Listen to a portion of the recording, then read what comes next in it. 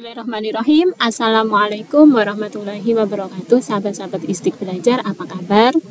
Semoga selalu dalam kondisi yang sehat dan semangat.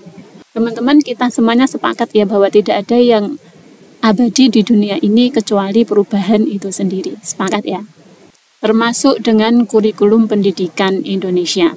Di antara kita selama mengajar, ada yang sudah melewati banyak perubahan dari kurikulum. Tahun kemarin kita masih menggunakan kurikulum 13. Sebelumnya ada KTSP, sebelumnya ada KBK, sebelumnya lagi ada kurikulum 2006. Dan sekarang sudah ada kurikulum terbaru, yaitu kurikulum Merdeka.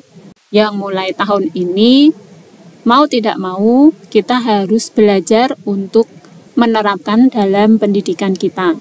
Ganti kurikulum pasti ada yang berubah.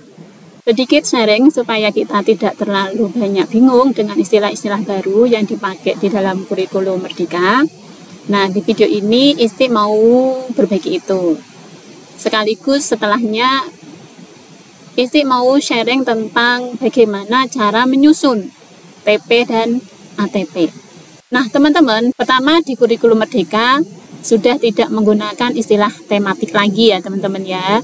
Jadi kembali ke per mapel. Jadi nanti ada mapel bahasa Indonesia, mapel pendidikan agama Islam dan budi pekerti dan seterusnya.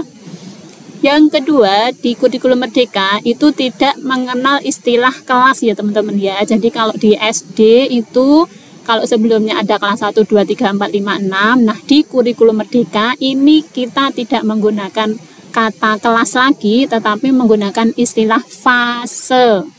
Nah teman-teman tahu ya, di kurikulum Merdeka ini ada 7 fase, yaitu fase fondasi dan fase A, B, C, D, E, F. Fase fondasi untuk usia PAUD, TK, fase A untuk usia kelas 1, 2 SD, fase B untuk kelas 3, 4 SD, fase C untuk kelas 5, 6 SD, fase D untuk usia SMP kelas 1, 2, 3, fase E untuk kelas 1 SMA, dan fase F untuk kelas 2 dan 3 SMA.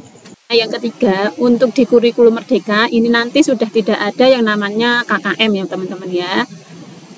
Selain itu, untuk yang keempat, perbedaannya di kurikulum Merdeka itu sudah tidak lagi dikenal yang namanya SKKD.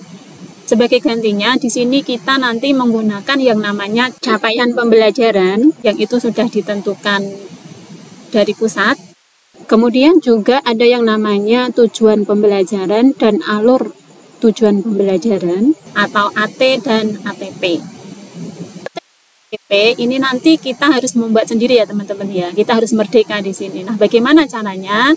Ikuti video selanjutnya.